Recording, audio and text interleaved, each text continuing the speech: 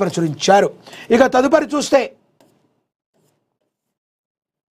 అమెరికాతో ఆటలొద్దు, ఇరాన్కు JD Vance హెచ్చరిక.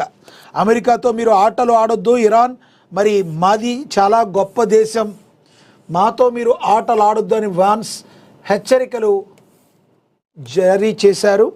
దాని గురించి కూడా చూద్దాం.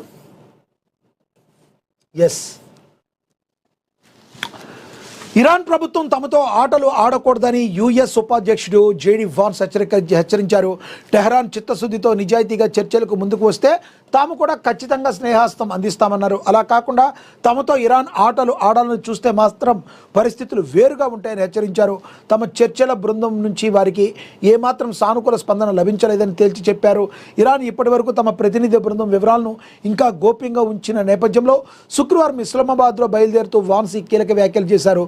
దీంతో ఇస్లామాబాద్ వేదికగా జరుగుతున్న చర్చలపై సర్వత్రా ఉత్కంఠ అయితే నెలకొంది. కాబట్టి మీరు ఏదో చేద్దామని మనసులో ఏదో దురుద్దేశం పెట్టుకుని చేస్తే మీరు భారీ మూల్యం చెల్లించుకుంటారు. చర్చలకు మీరు వచ్చేటప్పుడు ఫ్రీ మైండ్గా ఉండి ఓపెన్ హార్టెడ్గా ఉంటే మాకు ఏ అభ్యంతరం లేదని లేడీ వ్యాన్స్ అయితే చెప్పడం అయితే జరిగిందని కూడా ప్రచురించారు. ఇక తదుపరి, ప్రధాని మోడీ ప్రాణాలకు సుపారీ బేరం. మరి సిఐకేయు ఈమెయిల్ పంపిన కిలాడి 22 రోజుల్లో ప్రధాని ఖతం చేస్తామన్నారు. పిఎంఓ రహస్యాలు లీక్, అమెరికా నిఘా సంస్థకే సవాల్ విసిన బీహార్ యువకుడు. ఇది చాలా జాగ్రత్తగా ఉండాలి, అందరూ కూడా వినాలి. దేశవ్యాప్తంగా పెను సంచలనం రేగింది. భారత ప్రధానమంత్రి నరేంద్ర మోడీ ప్రాణాలు బలి తీసుకుంటామంటూ బీహార్ నుంచి అమెరికా వరకు అల్లిన ఒక భయంకరమైన కుట్ర బట్టబయలైంది. అగర్రాజు అమెరికాకు చెందిన నిఘా విభాగం సెంట్రల్ ఇంటెలిజెన్స్ ఏజెన్సీకే ఒక సాధారణ సైబర్ కేఫ్ నడిపే యువకుడు మరి ఈమెయిల్ పంపి భారత ప్రధాని అంతం చేసేందుకు సుపారీ అడగడం ఇప్పుడు అంతర్జాతీయ స్థాయిలో చర్చనీయాంశంగా మారింది. ఇది చాలా సీరియస్గా ఆలోచించాలి. భారతదేశ ప్రతిష్టకు సంబంధించింది. ఎందుకంటే భారత ప్రధాని అంటే మనకు తెలుసు, మన దేశానికి ఒక తండ్రి లాంటి వాడు. అలాంటి స్థాయి ఉన్న వ్యక్తికి మరి ఇలాంటి మెయిల్ పెట్టాడంటే దేశ భద్రత చరిత్రలో ఎన్నడూ లేని విధంగా ఏకంగా విదేశీ గూఢచారి సంస్థనే బేరసారాలకు దిగిన ఈ ఘటన భారత నిఘా వర్గాలను ఒక్కసారిగా ఉలిక్కిపడేలా చేస్తుంది.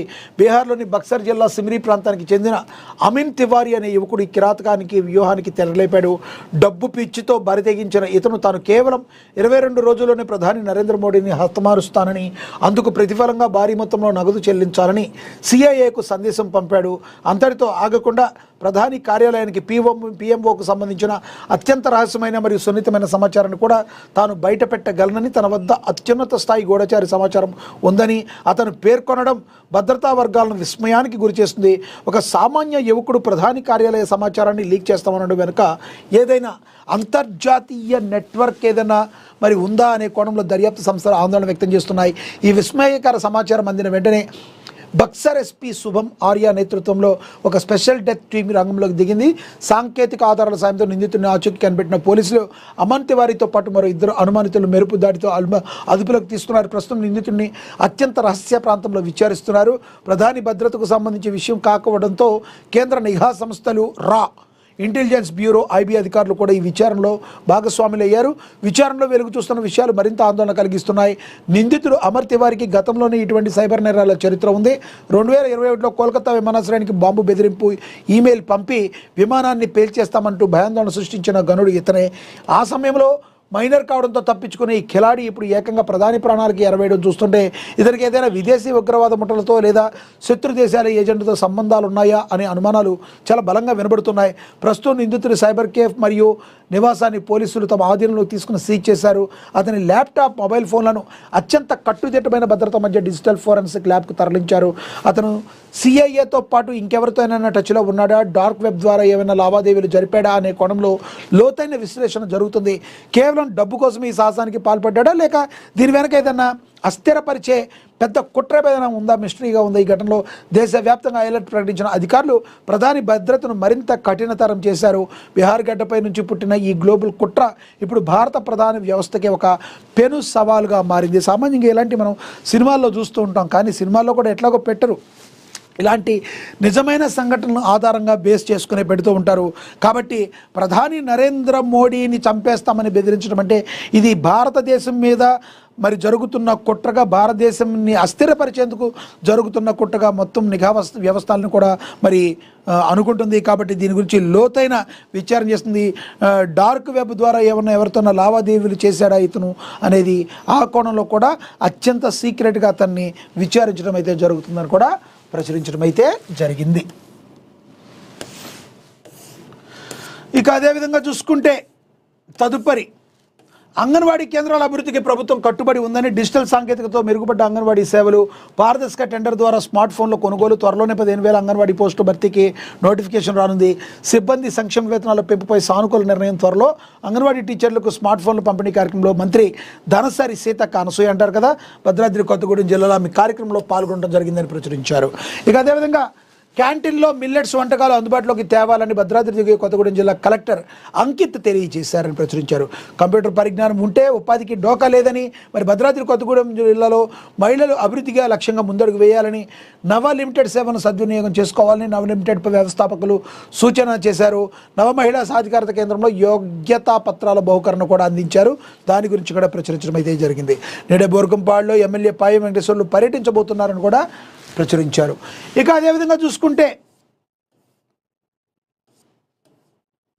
కొమరం భీం విగ్రహావిష్కరణకు ఎమ్మెల్యే పాయంకు ఆదివాసీ సంఘాలు ఆహ్వానం పలికాయి. మరి భద్రాద్రి కొత్తగూడెం జిల్లాలో మరి మీరు రావాలి, ఆవిష్కరించాలి విగ్రహాన్ని అని చెప్పి ఆహ్వానం పలికారు. అది కూడా ఇంకా రైతుల పంటలు దళారుల పాలని, దళారుల చేతిలో నష్టపోతున్న రైతులని, కారేపల్లిలో మరి మొక్కజొన్న కొనుగోలు కేంద్రాలు వెంటనే ప్రారంభించాలని నాగేశ్వరరావు తెలియజేశారని కూడా ప్రచురించారు. ఇక డిటియు క్యాలెండర్ ఆవిష్కరణ కూడా జరిగింది. మణుగూరులో ఉపాధ్యాయ సమస్యలపై పోరాటానికి నేతల సంకల్పం చేయాలని కూడా వీరు తెలియజేయడం అయితే జరిగింది. ఇక చర్లపల్లి జైల్లో కొత్త G+1 బ్యారక్ ప్రారంభం కాబోతుంది. అదనంగా 108 మంది ఖైదీలకు ఇందులో వసతి కలగబోతుందని కూడా ప్రచురించారు. ఇక ప్రభుత్వ పాఠశాల సాధించే వరకు పోరాటం ఆగదని, తెలంగాణ పబ్లిక్ స్కూల్ ఏర్పాటు కొరకు బస్తీవాసులు ఏకమవ్వాలని, పాఠశాల కొరకు కమిటీలు ఏర్పాటు అభినందనమని పబ్లిక్ హీరింగ్ బయటలో సిపిఐ జాతీయ కార్యదర్శి నారాయణ మాట్లాడారు కూడా ప్రచురించారు. ఇక యాదాద్రి భువనగిరి జిల్లాలో నేతల సంక్షేమమే సీఎం రేవంత్ రెడ్డి యొక్క లక్ష్యమని ప్రభుత్వ విప్ వేముల వీరేశం తెలియజేశారని ప్రచురించారు. ఇక సంగమేశ్వర మందిరంలో దత్తాత్రేయ విగ్రహ ప్రతిష్టాపన ఉత్సవాలు, సామూహిక కళాశాల ఊరేగింపు, సదాశివపేటలో ఆలయ కమిటీ భజన భక్త బృందం కూడా తెలియజేసిందని కూడా ప్రచురించారు. ఇక అదేవిధంగా చూసుకుంటే ఇంపార్టెంట్గా మరి మనకు తెలుసు ఏఎన్ఎన్ హెల్త్ బిజినెస్ అవార్డ్స్ 2026 ఎంతో గ్రాండ్గా ఈ రోజున జరగబోతున్నాయి. మరి మంత్రులు మరి ఈ కార్యక్రమానికి రాబోతున్నారు. ఎంతో ప్రతిష్టాత్మకంగా ఏఎన్ఎన్ అవార్డ్స్ ఇది మన సంస్థ ఇవ్వబోతుంది. ఈ ఈవెంట్ ఈవినింగ్ జరగబోతుంది హైదరాబాద్లోని మరి హోటల్ ఖత్రియాలో ఇది జరగబోతుంది. ఇక సినిమా న్యూస్కి వస్తే వరుస ప్రాపులతో డైలమాలో పడ్డ హాట్ బ్యూటీ కెరీర్, అందం